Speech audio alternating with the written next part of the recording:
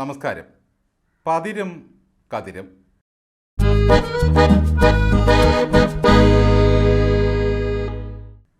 പിണറായി വിജയൻ ഞെക്കി നോക്കി വേണ്ടെന്ന് പറഞ്ഞതോടെ അപമാനഭാരം താങ്ങാൻ കഴിയാതെ ചൂര മത്സ്യങ്ങൾ കേരള തീരം വിടുകയാണ് സുഹൃത്തുക്കളെ.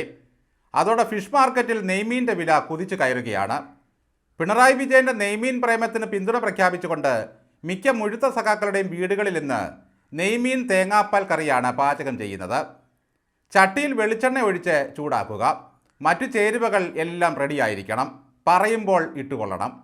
ഇനി അല്പം ഉലുവ, അതിനുശേഷം വെളുത്തുള്ളി, ഇഞ്ചി എന്നിവ ചേർക്കുക. പാതി വാടിക്കഴിഞ്ഞാൽ ചെറിയ ഉള്ളി പിളർത്തിയത് ഇടുക. കറിവേപ്പില, പച്ചമുളക് എന്നിവയും ചേർക്കണം. ഇതിലേക്ക് തക്കാളി പേസ്റ്റും ചേർക്കാം. പിന്നീട് മസാല, മഞ്ഞൾപ്പൊടി, മുളക് പൊടി, മല്ലിപ്പൊടി എന്നിവ ചേർത്ത് മൂപ്പിക്കുക. മൂപ്പിക്കുമ്പോൾ മുഷ്ടി ചുരുട്ടി മുദ്രാവാക്യം വിളിക്കുന്നത് നല്ലതായിരിക്കും. ശേഷം വെള്ളം ചേർക്കുക. ബക്കറ്റിൽ കോരി വച്ച വെള്ളമല്ല, കിണറിൻ്റെ മാർത്തട്ടിനോട് ചേർന്ന് കിടക്കുന്ന പച്ചവെള്ളം. പിന്നെ കുടംപുളി, ഉപ്പ് എന്നിവ ചേർത്ത് തിളപ്പിക്കുക. ഗ്രേവി പാകമാകുമ്പോൾ കട്ട് ചെയ്ത് വെച്ചിരിക്കുന്ന നെയ്മീൻ കഷണങ്ങൾ ഇട്ട് കൊടുക്കുക. അതിനുശേഷം തേങ്ങാപ്പാൽ ചേർക്കുക. മൂടി വെച്ച് വേവിക്കുക. നെയ്മീൻ തേങ്ങാപ്പാൽ കറി റെഡിയായിരിക്കുന്നു. ഇനി കടുക് വറുത്ത് കോരണം. വാങ്ങി വെച്ച ശേഷം കാരണഭൂത സ്തോത്രങ്ങൾ ചൊല്ലി തണുക്കാൻ വയ്ക്കുക. ഉച്ചയ്ക്ക് പിണറായി വിജയനെ മനസ്സിൽ ധ്യാനിച്ച് ഒരു കഷണം മാറ്റിവെച്ച ശേഷം നെയ്മീൻ കറി കൂട്ടി ഉണ്ണുക. പിണറായിയുടെ ബാല്യകാല കഥകൾ കേട്ട് തലശ്ശേരി സ്പെഷ്യൽ ഒറോട്ടിയാണ് നമ്മൾ കഴിഞ്ഞ ദിവസം ഉണ്ടാക്കിയത്. ഇത്ര വേഗം റൊട്ടിയിൽ നിന്ന് നെയ്മീനിലേക്ക് എത്തുമെന്ന് ആരറിഞ്ഞു? സെലക്റ്റീവ് ഫുഡിൻ്റെ ആളാണ് പിണറായി വിജയൻ എന്നാണ് CPI നേതാവ് C. ദിവാകരൻ പറയുന്നത്. അത് ദിവാകരൻ പറയാതെ തന്നെ കേരളത്തിലെ ജനങ്ങൾക്കെല്ലാം അറിയാം.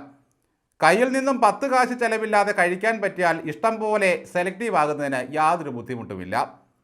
ഒറോട്ടിയും നെയ്മീൻ കറിയും നല്ല ചേർച്ചയുള്ള വിഭവങ്ങളാണ്. ഒന്ന് പട്ടിണിക്കാലത്തെയും മറ്റൊന്ന് നെയ്മുറ്റിയ വിപ്ലവത്തിൻ്റെ വർത്തമാനകാലത്തെയും സൂചിപ്പിക്കുന്നു.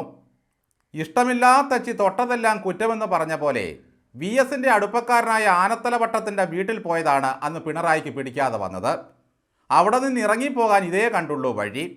ചൂരയിൽ വിരലുകൊണ്ട് അമർത്തി നോക്കി നെയ്മീൻ ഇല്ലാത്തതിൻ്റെ പരിഭവത്താൽ ഇറങ്ങിപ്പോരുക. അതിലും വലിയൊരു അപമാനം ആ വീട്ടുകാർക്ക് ഇനി ഉണ്ടാകാനുണ്ടോ? പിറ്റേന്ന് പാർട്ടി നടപടി വരുമോ എന്ന് ഭയന്ന് പാർട്ടി സെക്രട്ടറി സത്യനേശൻ മീൻ വാങ്ങാൻ പാളയം മാർക്കറ്റിൽ പോയി നിൽക്കുക. പിണറായി വിജയനെ ഊട്ടുകയാണ് ലക്ഷ്യം. അരപ്പട്ടിണിയിലും അഭിമാനിയായി ജീവിച്ചു എന്നതാണ് കഴിഞ്ഞ ദിവസം പിണറായി പിള്ളേരോട് പുളുവടിച്ചത്. ആ പുള്ളിയാണ് അഭിമാനബോധമില്ലാത്ത പ്രവൃത്തി കാണിച്ചതെന്ന് ഓർക്കണം. ഒരു തൊഴിലാളി സഖാവിൻ്റെ കുടുംബത്തെ അപമാനിക്കുകയാണ് ചെയ്തത്. ഇവിടെ ഒരു തരത്തിലും C. ദിവാകരനെ സംശയിക്കേണ്ടതില്ല. പുളുവടിക്കാരനാണെങ്കിലും ഒപ്പം ഇരുന്നുണ്ട കാര്യങ്ങൾ കൃത്യമായിട്ടാണ് അദ്ദേഹം പറയുന്നത്. ചില മനുഷ്യർക്ക് ചില ദൗർബല്യങ്ങൾ ഉണ്ടായാൽ എന്തു ചെയ്യും? അക്ഷരാർത്ഥത്തിൽ ഇതൊരു വെറൈറ്റി കുടുംബം തന്നെയാണ്. ക്ലിഫ് ഹൗസിൻ്റെ അടുപ്പിൽ അപ്പോൾ പതിവായി വേവുന്ന ഒരു മത്സ്യവിഭവം ഏതെന്ന കാര്യത്തിൽ മലയാളിക്ക് ഏറെക്കുറെ തീർപ്പായി. എന്ത് കഴിക്കുമ്പോഴും പട്ടിണി പാവങ്ങളെ ഓർക്കുമെന്നതാണ് പിണറായി വിജയൻ്റെ ഒരു ഗുണം. നമ്മുടെ അന്തിച്ചന്തകളിൽ കിട്ടുന്ന ചൂരയല്ല, അറ്റ്ലാന്റിക് സമുദ്രത്തിലെ ബ്ലൂഫിൻ എന്ന ട്യൂണയാണ് ഏറ്റവും വില കൂടിയ മത്സ്യം. അത് വല്ലതും വിഴിഞ്ഞത്തേക്ക് വരുന്ന കപ്പലിൽ കയറ്റിവിടാൻ ഏതെങ്കിലും ഒരു മുതലാളി തയ്യാറായാൽ ചിലപ്പോൾ ഒന്ന് കൂട്ടി നോക്കും. 3 മീറ്റർ നീളം വരുന്ന ഈ മീനാണെങ്കിൽ മുഴുത്ത കഷ്ണം തിന്നാം. ഒരു മനുഷ്യൻ ദരിദ്രനായി ജനിച്ചു എന്നത് അയാളുടെ തെറ്റല്ല. എന്നാൽ അയാൾ ദരിദ്രനായി മരിക്കേണ്ടി വന്നാൽ അത് അയാളുടെ മാത്രം കുഴപ്പമാണെന്ന് കേട്ടിട്ടുണ്ട്.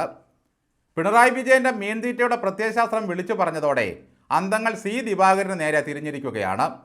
ഇതൊക്കെ കൊണ്ടാണ് ചില മൂർത്തികളുടെ നേദ്യ സമയത്ത് ഒരാളെയും അകത്ത് നിർത്താത്തത്. ദിവാകരനെ ഊണുമേശയിൽ ഒപ്പം ഇരുത്തിയത് കൊണ്ടാണ് ഈ മീൻമണമുള്ള നാറിയ കഥ പുറത്തു വന്നത്. അമ്മ ചുട്ടുകൊടുത്ത റൊട്ടിക്കാര്യം പറഞ്ഞ് ഒന്ന് തള്ളി വന്നതായിരുന്നു സഖാവ്. അത് കേട്ട് സൈബർ സഖാക്കൾ എന്തൊക്കെ പാടി നടന്നു. പട്ടിണി അറിഞ്ഞവനാ, വിശപ്പറിഞ്ഞവനാ. എന്തായാലും ഒരു സഖാവ് തന്നെ പുറത്തുവിട്ട ചൂരക്കഥയിൽ എല്ലാം വാടിപ്പോയി.